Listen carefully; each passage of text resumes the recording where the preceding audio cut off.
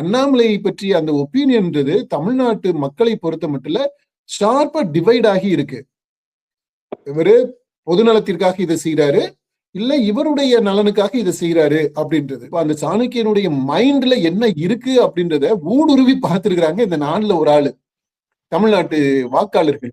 இப்போ இதுதாங்க நம்ம தமிழ்நாட்டு வாக்காளர்களை தனிச்சு காட்டக்கூடியதாக இருக்குது. விஜய் மீது அண்ணாமலைக்கு ஒரு பொறாமை இருக்கு, அந்த பொறாமையினாலதான் இவர் இந்த மாதிரி ஒரு கட்சி ஆரம்பிச்சிருக்கிறாரு அப்படின்றாங்க. பாதிப்பு அதிகமாக தெரியுது. இது தற்காலிகமான பாதிப்பு தான்.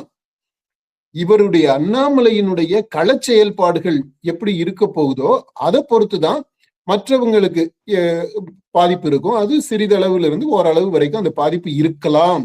அது செயல்பாடுகளை பொறுத்து கண்டிஷனலா தான் சொல்றாங்க. பாஜக அரசுக்குள்ள இருந்ததுனால அவருக்கு அந்த அமித்ஷாவுடைய மைண்ட் என்ன அப்படின்றது ஓரளவுக்கு தெரியும். அதனால ஒருவேளை நாடாளுமன்ற தேர்தலோட சேர்த்து சட்டமன்ற தேர்தலும் வரலாம் அப்படின்ற ஒரு எதிர்பார்ப்புல இந்த மாதிரி சொல்றாரா அப்படின்றது நமக்கு தெரியல. அடுத்து வரப்போற சட்டமன்ற தேர்தல்ல என்ன எப்படி இருக்கு, வாய்ப்பு எப்படி இருக்கும் அண்ணாமலைக்கு அப்படின்றதுக்கு தான் ரெஸ்பான்ஸ் சொல்லி இருக்கிறாங்க. மக்களினுடைய ஏகோபித்த ஆதரவோட தனியாக அணி அமைத்து ஆட்சியை கைப்பற்றுவார் அண்ணாமலை அப்படின்னு அடிச்சு சொல்றாங்க. அப்போ 31%னா ஏறத்தாழ 3ல் ஒரு ஆளு.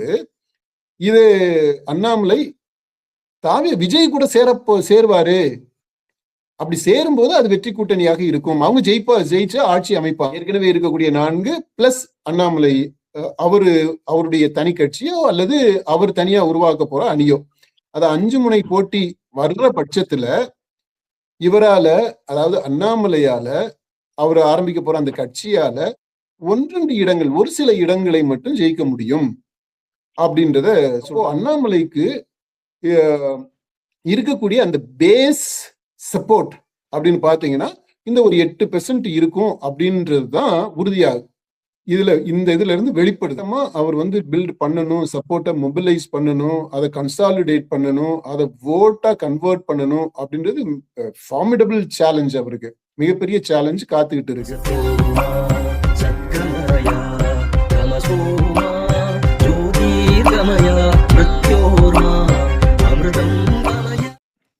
அண்ணாமலை புதிய இயக்கத்தை தொடங்கி இருக்கிறாரு. அதுல 20 லட்சத்துக்கு மேலானவர் தொடர்ந்து இணைஞ்சுட்டே இருக்கிறாங்க. பாஜகவுல நிர்வாகிகளா இருந்தவர்களும் அங்க ராஜினாமா பண்ணிட்டு அண்ணாமலையோட இயக்கத்துல தொடர்ந்து இணைஞ்சிட்டு இருக்கிறாங்க. இன்னுமே அவருக்கான ஆதரவு அதிகரிச்சுட்டு தான் இருக்குது.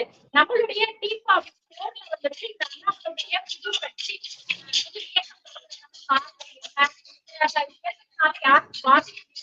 அவருக்கான வெற்றி வாய்ப்பு எப்படி இருக்கும் அப்படிங்கறத நம்ம கேள்வியா கேட்டிருக்கோம். அதுக்கு மக்கள் பதில் அளிச்சிருக்கிறாங்க.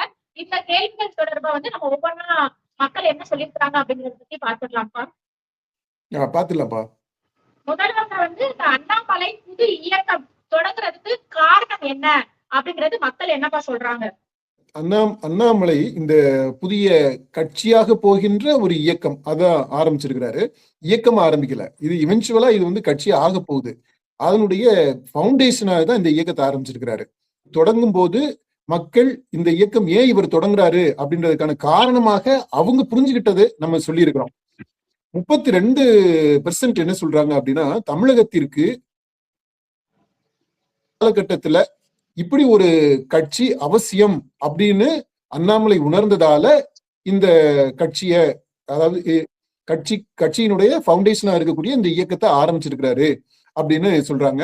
அது 32%, அதாவது ஏறத்தாழ 3ல் ஒருத்தர் அந்த பதில சொல்லியிருக்கிறாங்க. அடுத்து இதை விட கொஞ்சம் அதிகமா, இந்த 3ல் ஒருத்தரை விட இன்னும் கொஞ்சம் கூடுதலா அவங்க என்ன சொல்றாங்க அப்படின்னா, அந்த அரசியல் கரிய அடுத்த கட்டத்துக்கு நகர்த்தக்கூடிய ஒரு முயற்சியாக இந்த கட்சியை ஆரம்பிக்கிறாரு அப்படின்றாங்க. அது இது ரெண்டுமே ஒண்ணு அவருக்கு இருக்கக்கூடிய பொது நலத்தை காட்டுது, இன்னொன்னு அவருக்கு இருக்கக்கூடிய சுயநலத்தை காட்டுது. ரெண்டுமே ஏறத்தாழ ஈக்குவலா வெளிப்படுது. அப்ப மக்கள் அவரை ஒரு மக்கள் மீது அக்கறை உள்ள, தமிழ்நாட்டின் மீது அக்கறை உள்ள ஒரு பொதுநலவாதியாக பாக்குறாங்க. ஏறத்தாழ அந்த அளவிற்கு, அதை விட கொஞ்சம் அதிகமாகவே இன்னொரு பக்கம் இவரு ஒரு சுயநலத்தோட செயல்படுறாரு அப்படின்னு பாக்குறாங்க. இது ரொம்ப முக்கியம். அதாவது அண்ணாமலை பற்றிய அந்த ஒப்பீனியன்றது தமிழ்நாட்டு மக்களை பொறுத்த மட்டும் ஷார்ப்பா டிவைட் ஆகி இருக்கு. இவரு பொதுநலத்திற்காக இதை செய்யறாரு, இல்ல இவருடைய நலனுக்காக இதை செய்யறாரு அப்படின்றது. அடுத்து ஏறத்தாழ 24% இவர். இது ஒரு இன்ட்ரெஸ்டிங்கான முக்கியமான ஒரு பாயிண்ட்டுங்க, கவனிக்க வேண்டியது மற்ற ரெண்டை விட. இது என்னன்னா, விஜயை எதிர்த்து இந்து அரசியல் செய்வதற்காக அமித்ஷா இருக்கிறார் இல்லையா, அவர் தீட்டிய திட்டம் தான் இது. அதனால இந்த கட்சி ஆரம்பிக்கப்பட்டிருக்கு அப்படின்றாங்க. இப்ப நம்ம அவங்கள்ட்ட பேசும்போது மக்கள் வெளிப்படுத்தின இந்த கருத்து என்ன சொல்றாங்க அப்படின்னா, அமித்ஷா தமிழ்நாட்டை பொறுத்த மட்டும் பல ஸ்ட்ராட்டஜிஸ், டெக்னிக்ஸ் இதெல்லாம் பயன்படுத்தி பார்த்துருக்குறாங்க. எந்த விதத்திலையுமே தமிழ்நாட்டுல கால் ஊன்ற முடியல, ரொம்ப ஸ்ட்ராங்கா கால் ஊன முடியல. இதை பற்றி நம்ம தனியாவே காணொலிகள் போட்டிருக்கிறோம். என்னென்ன மாதிரி எல்லாம் அவங்க ட்ரை பண்ணாங்க, ஸ்ட்ராட்டஜிஸ் ஒர்க் அவுட் பண்ணி பார்த்தாங்க அப்படின்றது. அதுல கடைசி கட்டமாக தான் இப்போ என்ன முயற்சி அப்படின்னா, ஜோசப் விஜய் அப்படின்ற ஒரு கிறிஸ்தவர் இப்போ பதவியில இருக்கிறாரு. அவரை சுற்றி இருக்கக்கூடியவங்க நிறைய கிறிஸ்தவ பெயர்கள் இருக்கு. இப்போ இத மையப்படுத்தி தமிழ்நாட்டுல இன்றைக்கு கிறிஸ்தவர்களுடைய மைனாரிட்டியினுடைய ஆட்சி நடக்குது அப்படின்ற ஒரு பிம்பத்தை கட்ட அமைச்சு, அதற்கு எதிரில நீங்க தீவிர இந்துத்துவா அதை கொண்டு வந்தீங்க அப்படின்னா தமிழ்நாட்டுல எடுபட மாட்டேங்குது.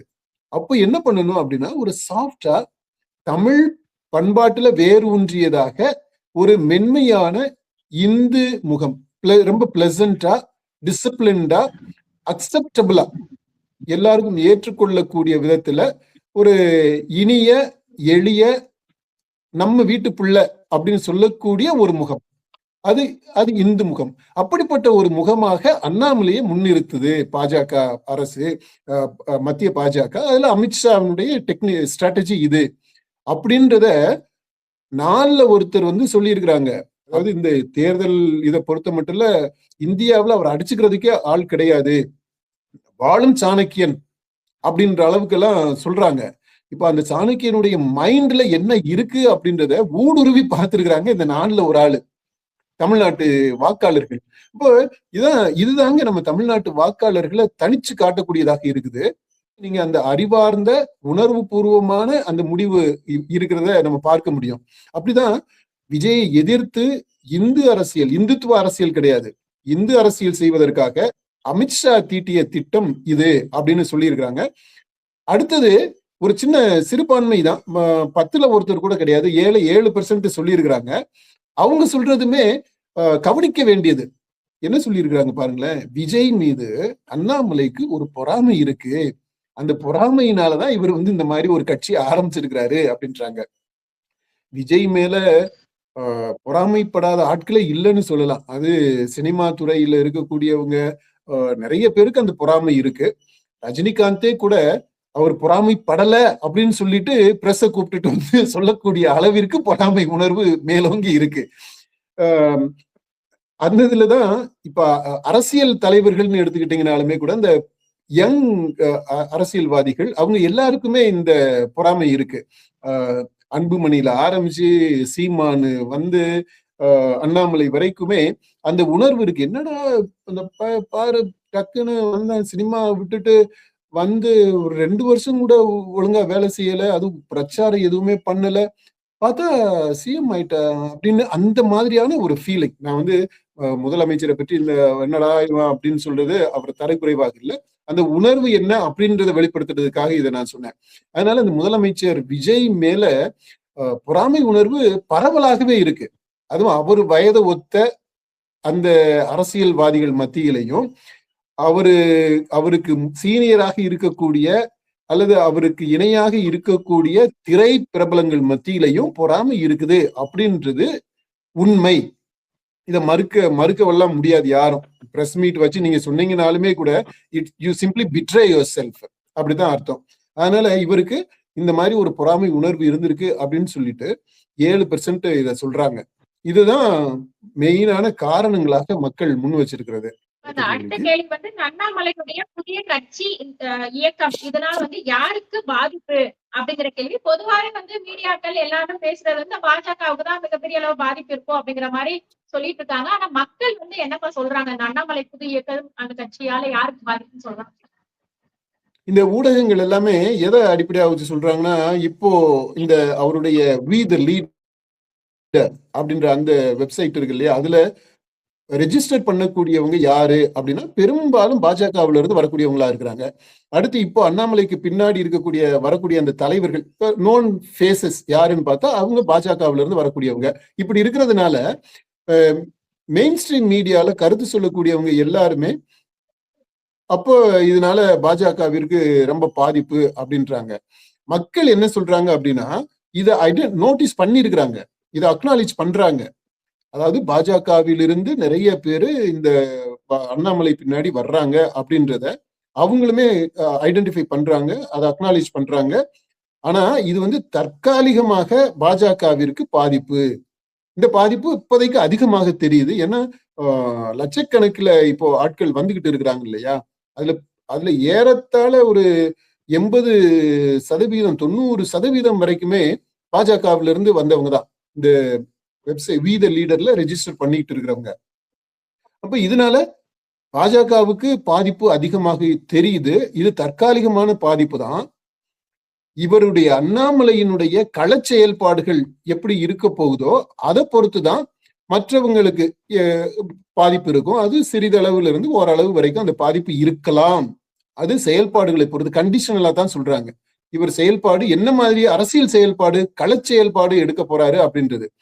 இப்போதைக்கு அவர் அண்ணாமலை சொல்லி இருக்கிறது எல்லாமே பார்த்தீங்கன்னா, அந்த கட்சிகளுக்குள்ள அவங்கள ட்ரெயின் பண்றது, அவங்களுக்கு ஒரு பயிற்சியை கொடுத்து பரீட்சையெல்லாம் வச்சு அவங்கள பாஸ் பண்ணவங்களை தான் நான் தேர்தலில் நிறுத்துவேன் அப்படின்னு எல்லாம் சொல்லிக்கிட்டு இருக்காரு பாத்தீங்களா. இப்போ இந்த மோடு, இந்த ஒரு ஸ்கூல் மோடு அல்லது ஒரு என்ஜிஓ மோடு, அந்த மோட்ல ஆப்ரேட் பண்றதுன்றது இதுதான் அவருடைய அரசியல் செயல்பாடா இருக்கும் அப்படின்னா எந்த கட்சிக்குமே தாக்கம் இருக்காது. அதான் அடுத்த பாயிண்டா சொல்லியிருக்காங்க. 11%, 10ல் ஒருத்தர் பாஜக உட்பட யாருக்கும் குறிப்பிடத்தக்க பாதிப்பு எதுவும் இருக்காது அப்படின்ற பாயிண்ட் சொல்றாங்க. ஏன்னா இன்னும் அவர் செயல்பாடுகளை ஆரம்பிச்சாதான் அது என்ன வரும்ன்றது தெரியும். அடுத்து 42%, 43% சொல்றாங்க பாத்தீங்களா, அதுதான் மெயின். கட்சியை அவர் தொடங்கணும். இப்போதைக்கு கட்சியை தொடங்கல. அவர் தொடங்கி இருக்கிற ஒரு வெப்சைட், அதுவுமே கூட ஏற்கனவே இருந்ததுதான், இதுக்குன்னு புதுசா கூட ஒன்றும் தொடங்கல. ஏற்கனவே இருந்த வெப்சைட்டை அதுல நீங்க ரெஜிஸ்டர் பண்ணுங்க அப்படின்னு சொல்லி இருக்கிறாரு. அதுக்கு அடுத்து இன்னும் கட்டமைப்பு எதையுமே உருவாக்கல. அவர் முதற்கொண்டு யாருக்குமே எந்த டெசிக்னேஷனுமே தரப்படல அப்படின்றதையும் சொல்றாரு அவரு. இப்ப இந்த மாதிரி இப்போ அமைப்பாக, அது ஒரு என்ஜிஓவாக கூட இது இன்னும் முழுமை பெறல இந்த அமைப்பு. அப்புறம் இது கட்சியா மாறணும், அரசியல் கட்சியாக களத்துல இறங்கணும். அப்படி களத்துல இறங்கி தேர்தல் களத்துக்கு வரணும். அது தேர்தல் சூழல்ல இவங்க எப்படி பண்ண போறாங்க அப்படின்றத பொறுத்துதான் எதையுமே சொல்ல முடியாது அப்படின்னு சொல்றவங்க 43%. அப்ப இந்த 43%, 11%, அதுக்கு முன்னாடி சொன்னது பாஜக உட்பட யாருக்கும் எந்த பாதிப்பு, குறிப்பிடத்தக்க பாதிப்பு இருக்காதுன்னு சொல்றது, அது எல்லாத்தையுமே நம்ம கூட்டிக்கிறணும். அடுத்தது 8% என்ன சொல்றாங்கன்னா, அதுவும் இன்ட்ரெஸ்டிங்கான இதுதான் ரெஸ்பான்ஸ். இவர் கட்சி ஆரம்பிக்கிறதே சந்தேகம் தாங்க. இப்போ இயக்கம்னு ஒண்ணு தொடங்கி இருக்கிறாரு, இது பொலிட்டிக்கல் பார்ட்டியா வரணும், அப்படி வர்றதுன்றது சந்தேகம் தான். அடுத்த ஸ்டேஜுக்கு மூவ் ஆகுறது அரசியல் கட்சியா, தேர்தல் அரசியல் கட்சியா வர்றது சந்தேகம் அப்படின்னு சொல்றது 8%.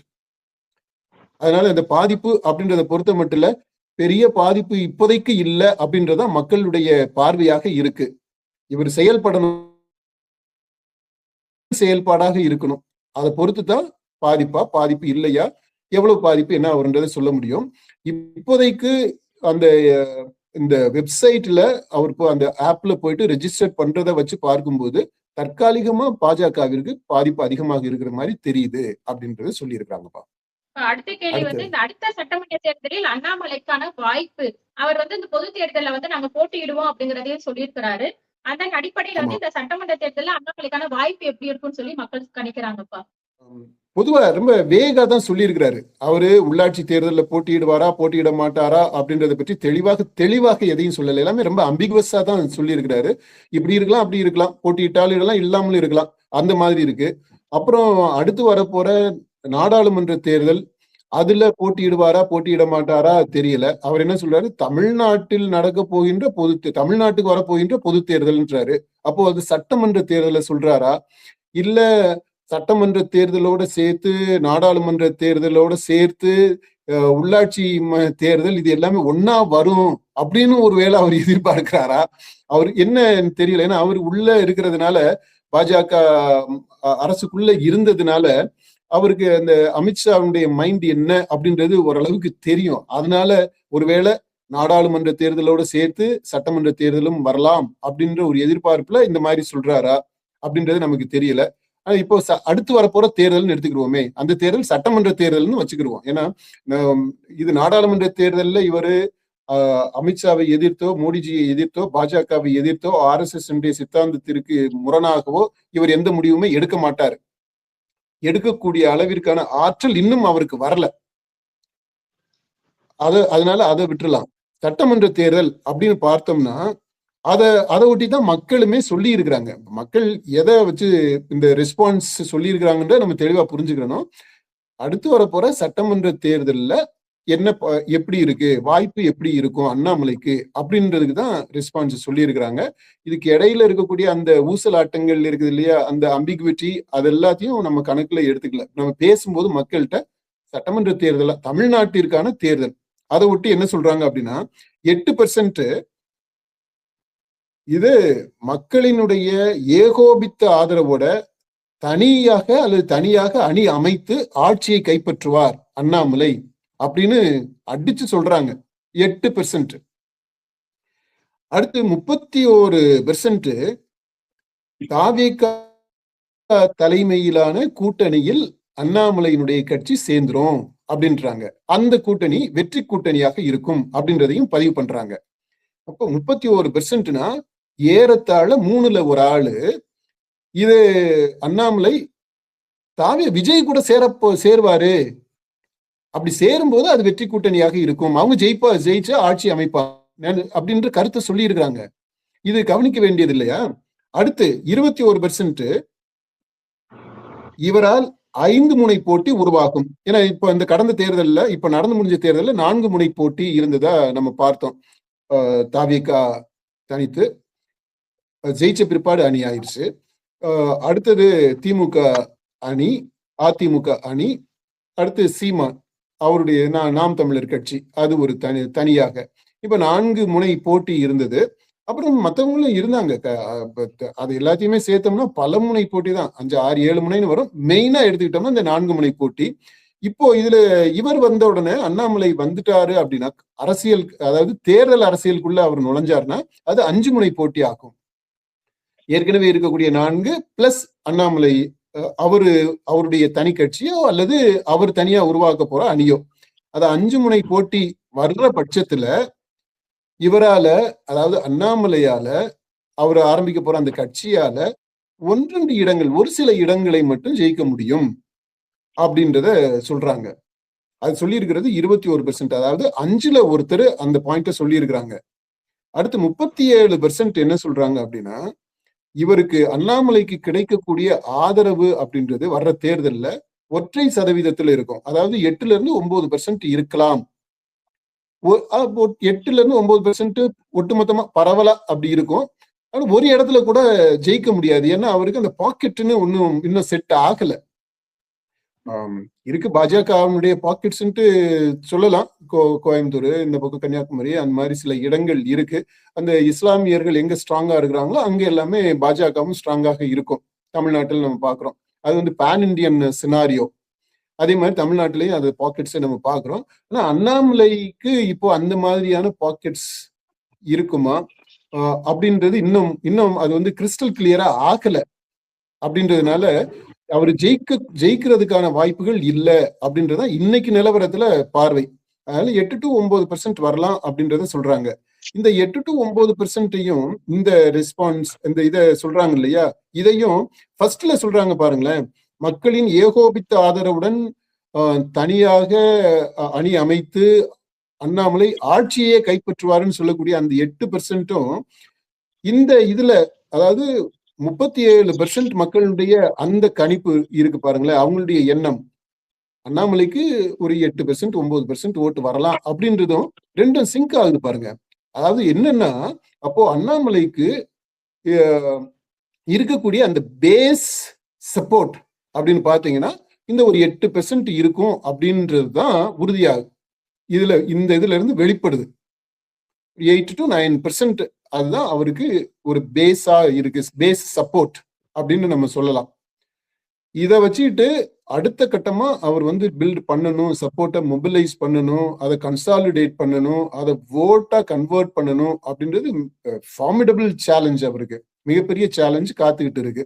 அதுதான் இந்த இப்போதைக்கு மக்கள் அந்த வரப்போற தேர்தல்னு வந்தா அந்த தேர்தல்ல, சட்டமன்ற தேர்தல்ல அண்ணாமலைக்கு என்ன வாய்ப்பு இருக்கும் அப்படின்றத பற்றி சொல்லி இருக்கக்கூடிய கருத்துப்பா.